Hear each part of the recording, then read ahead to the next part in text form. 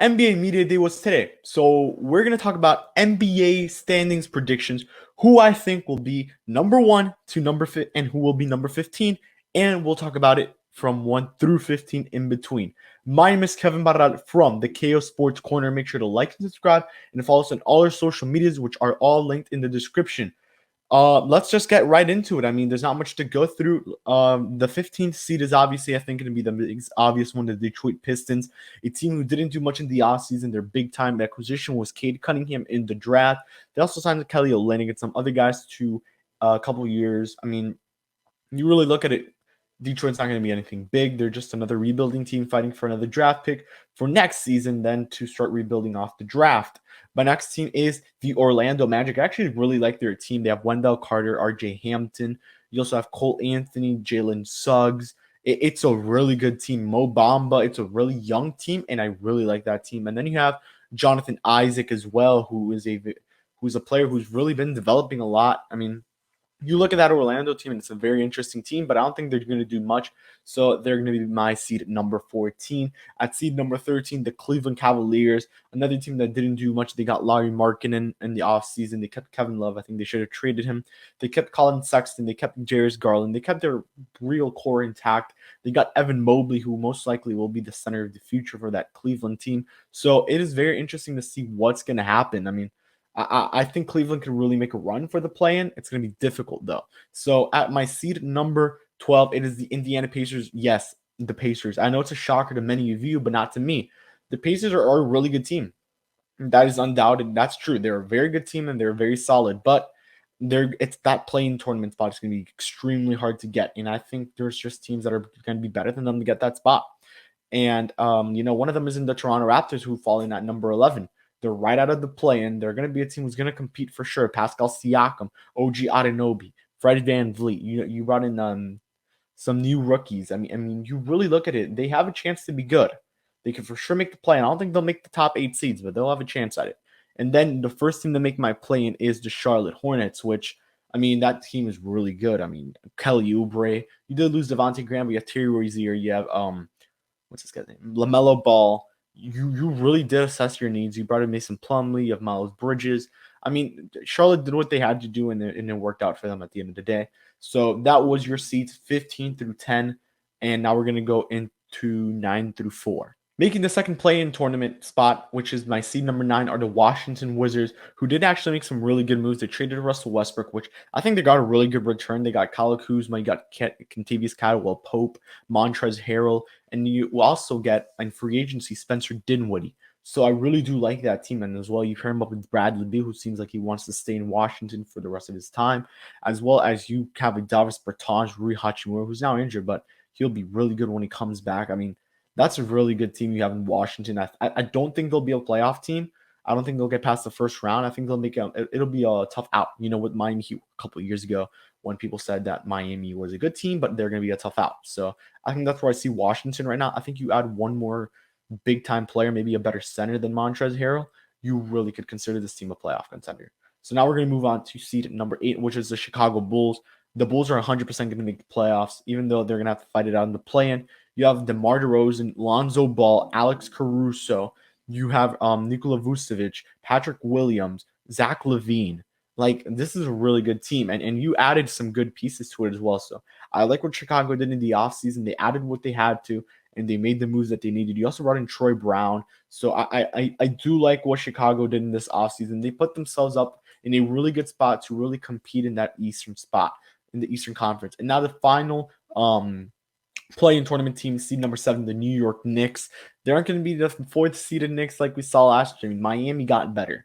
Philadelphia is still a pretty good team if they make a trade, especially if they trade Ben Simmons and they get a D'Angelo Russell or De'Aaron Fox. That's going to be a really good team. So I do really like what Philly did this offseason. But yeah, when it comes to the Knicks really did make some nice moves. You got Kemba Walker. You finally got an established point guard, even though you did have Derrick Rose, but Derrick Rose is going to be your 6th man. So I mean, that explains a lot. Julius Randle's still on that team. RJ Barrett's with the team. I mean, it's a really good. I like what the Knicks did in the offseason. You also got a Evan Fournier. I think you overpaid a lot for the guy, but I mean, you have him. He's a good, sharp shooting small shooting guards. So it's going to work out well for the Knicks. Julius Randle, I think, signed an extension with the team. So I like what the Knicks did overall. Moving on to seed number 6, which is the 76ers. Yeah, 76ers, I think, got a little bit worse. They didn't do much in the offseason. The only player they truly signed was Gregorius Niang. So, I mean, that explains it all. They also got Charles Bassey in the draft this season. So I do like what Philly did. I mean, it's normal little moves like that, and I think once they make a Ben Simmons trade, which I really do think it should be Sacramento or Cleveland. I mean, I think you could get a Colin Sexton kind of player from the Cavaliers if you trade Ben Simmons over to Cleveland. So I'm really excited to see what's gonna happen with that Ben Simmons situation. He's not playing with the 76ers anymore. He wants out. He's been disrespected. That's the only way we could say it. He's a good player.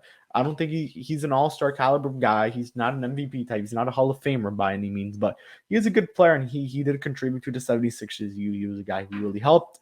But if you can't shoot the 3 ball in this league, you're kind of screwed, really, to be honest. I mean, you look at a center, Bam is starting to shoot threes now a little bit. So, and not just Bam, but Mason Plumlee starting to shoot.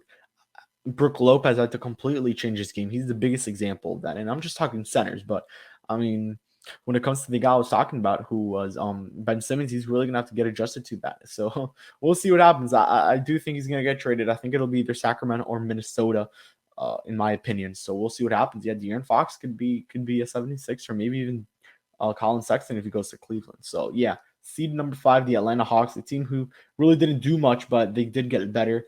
I mean, you saw Trae Young on that team. You signed him to an extension. You still had the core guys that helped you get to the playoffs last season. So I'm excited to see what this Hawks team does. And then seed number 4 is gonna be the Boston Celtics. You lost Kemba Walker. You pretty much released him. That's what they did. You bought him out, and you traded and you got Dennis Schroeder. You didn't trade for him, but you got him. I mean, I really do like that move. Very solid there on that end. I like what the Boston Celtics did here, got in a really cheap contract too. Dennis Schroeder got into a 1-year, $5 million contract. I mean, he had the chance to go back to LA for 4 years, $85 million, turned it down, and he got a 1-year prove-it deal to get more money on that market. So yeah, moving on to seed number 3. I mean, I haven't mentioned them. It's the Miami Heat. I do think Miami's going to be a top 3 seed in the East. They have everything to do it. I mean, you have literally one of the scariest defensive lineups when you really look at it. You have Kyle Lowry, Duncan Robinson, Jimmy Butler, PJ Tucker, and Bam Adebayo. Now, Duncan Robinson isn't the best defensively, but he could still put up some kind of an effort there. Jimmy Butler is an absolute disruption on defense, as well as PJ Tucker and Bam Adebayo. And then you have Kyle Lowry, who's a really good defensive player, who's going to set up Bam a lot with pick and rolls. It's going to be really good for Bam to have this kind of a point guard in Kyle Lowry, who made Serge Ibaka extremely good when he arrived in Toronto. Then you also have the bench. I love Miami's bench. And obviously, as a Heat fan, I really want the Heat to win it all.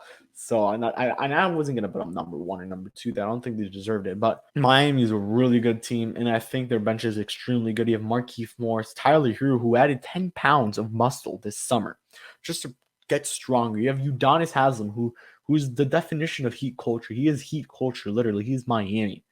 I mean, and you also and then you have Dwayne Dedman, Omer Yurtseven, who wasn't one of the summer league standouts, signed a 2-year deal with the Miami Heat to stay with Miami. You signed Max Strus, Gabe Vincent. I really do think Miami should go after another point guard. I've been a big advocate of this. Isaiah Thomas, I would like to have him here in Miami. If John Wall's bought out by the Washington Wizards, by the Houston Rockets, it makes sense for him to stay, to go to Miami to be a backup point guard and really just develop there for the Heat. So I do like Miami as my number 3 seed. Now going to seed number 2, which is the Milwaukee Bucks. Giannis Antetokounmpo, the NBA champs, Chris Middleton. They did get a little bit better. They added some talent. They did lose PJ Tucker though, which really, really hurt the Milwaukee Bucks. He was one of the big pieces on that team. They traded for him in the trade deadline. Not in the trade deadline, but just a bit before. So it really does hurt that he went to Miami. Miami's really going for it, man. I'm just saying. Milwaukee's another team that's going to go for it. Drew Holiday's now another season in Milwaukee.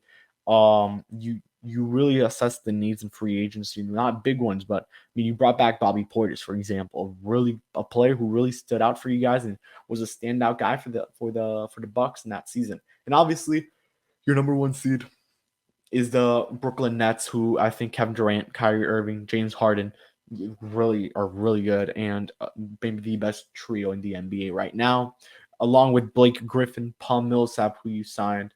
Um, you lost DeAndre Jordan the offseason. You let him go to the Lakers, who, um, P.S. Spoiler alert, they're not my number one seed, but I really do like. I think they are number one. I'm not sure. I do like what the Lakers did. So yeah, I do like what the Lakers did. I like what the Nets did. So it's going to be interesting to see what happens. Let's move on to the West. Moving on to the Western Conference, we're just going to go really quick. Houston's the number 15th seed, the last seed. They literally did nothing in the offseason. They're going to trade John Wall. They're probably going to get some gun value back for the guy. I'm expecting at least a second rounder and some kind of NBA talent there. And then we have the Minnesota Timberwolves at number 14. Decent team. I like what they have. They have D'Angelo Russell, Carl Anthony Towns. You also have Mr. Anthony Edwards. So I like what Minnesota is building, just not their season, even though I do think they can be really good. Seed number 13, Oklahoma City Thunder. I love that team. Luke Dort, Shea Gilgeous-Alexander. You also have not Evan Mobley. You also have Luke Dort. I mentioned Shea. You have this guy Josh Giddey, the draft pick. You have Darius Baisley. You have a very interesting team, and I want to see what they do with it. Then at number 12, you have the Sacramento Kings, De'Aaron Fox, Buddy Hield. I think that team's going to really compete for the play-in tournament. I think that's where they're going to be at really at the end of the season. But right now, I see them as a 12th seed. 11th seed San Antonio Spurs. They got worse. They lost DeMar DeRozan. This team, I think, is going to be heading into a rebuild. Then you have, starting with the play-in tournament, the New Orleans Pelicans, a team that's actually gotten a lot better. They got Devontae Graham in the offseason. You're keeping Zion. You kept pretty much your whole core intact. You only lost Lonzo, so you pretty much are replacing Lonzo Ball with Devontae Graham, which is a very good replacement in that end. Yeah, New Orleans is going to be a really good team, and I think they're really going to compete, and I hope they make the playoffs because that is a very fun team. Let's move on to seeds number 9 through 4. At number 9, you have the Memphis Grizzlies, John Morant. This is a good team. You lost Justice Winslow in the offseason, but this is still a John Morant-led team. And then you have Jaren Jackson, who hopefully is fully healthy. You have Steven Adams on the squad now. I forgot to mention the Pelicans and the Grizzlies made a trade in the offseason that sent Eric Bledsoe to the Grizzlies for Joe and brought Jonas Valanciunas over to the Pelicans. So very interesting trade there. Dylan Brooks is another key piece of that Memphis team. Desmond Baines really showed off a lot of what he can do. So I like what I see from the Memphis Grizzlies. Going to seed number 8, the Portland Trailblazers. I think they're going to make the play-in tournament. New coach, you lost some talent. You gained Larry Nance, so that's actually really good there on that end. It's just a new coach. I really think things are going to be different with Chauncey Billups. Portland's a team that I think Dame's going to request a trade at any moment. Hopefully he doesn't, but hopefully he does. Miami goes for him. But we'll see what happens. Seed number 7, Utah Jazz. I think this is the biggest drop-off of the season. They're going to be making the play-in my opinion. You have the Lakers getting better. The Suns got a lot better. You have the Clippers getting better. A lot of these teams got better. The Warriors got better. The Mavericks, even though they struck out on a lot of free agents, they got pretty good. So, I mean, we look at it, and Utah's just Utah. You traded away Derek Favors again. So going to be interesting to see what they do in this when the season. You still have Donovan Mitchell. You still have Mike Conley, Rudy Gobert. You still have Hassan Whiteside as backup center. So down they literally have the twin towers of Utah over there. Huge guys, great defensively, both of them, good rebounders. So yeah, Utah has a good team. I just don't know if it's enough to make the first seed or even the third seed because injuries really hurt the Lakers last season, which is a big reason why they didn't get the top spot in the West.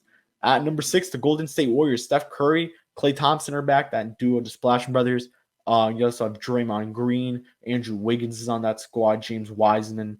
The Warriors are a really good team. They're really they've improved. You signed Bielitsa, former Heat legend. So going to be interesting to see what happens there on that end. But Warriors make the 6th seed. I don't think they'll get the play-in. I think they're one of those fake contenders. They could just be pretty good or just be horrible. Jordan Poole's another big piece of that team now that you mention it. Their bench is extremely deep. I like what I'm seeing from the Warriors. So, yeah, moving on. Dallas Mavericks, number 5. Luka Doncic, Kristaps Porzingis. You know, they didn't do much in the offseason, but they're still a very good team. Jalen Brunson's on that team. You traded away Josh Richardson that season to the Celtics. So they lost some talent. I think they're going to be a little bit worse. They were, I think, the 4th seed last season. So it's going to be interesting to really see what happens when it comes to the Dallas Mavericks. But as of right now, they're the 5th seed. And moving on to the 4th seed, the Denver Nuggets, a team that lost talent. Jamal Murray's injured. He lost Paul Millsap to the Nets. So I think this team's going to take a little bit of a fall off, not much. I think once Jamal Murray comes back, they'll be right in it. So yeah, and at my number 3 seed, we have the Los Angeles Clippers, Paul George, Kawhi Leonard. Who else is on that team? I mean, you really look at it, and they have a lot of talent.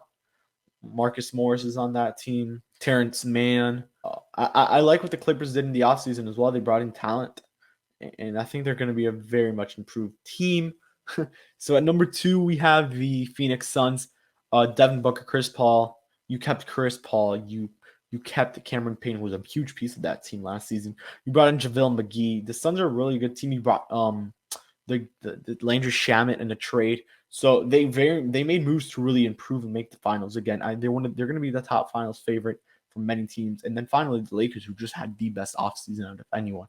You got Russell Westbrook, DeAndre Jordan, Trevor Ariza, Kendrick Nunn, Malik Monk. Who else can I even mention? Because they brought in a lot of old men on this team. Rajon Rondo is back on the squad. Dwight Howard's back on the Lakers. They have a very good starting 5, and I think they're going to be very improved. And Anthony Davis is back and healthy. So the Lakers are the number 1 seed, and I think this is exactly where I end the video. Thank you guys for watching. Hope you like and subscribe. Make sure to follow me on all the social medias, all linked below. Fish Stripes as well. Peace out, guys.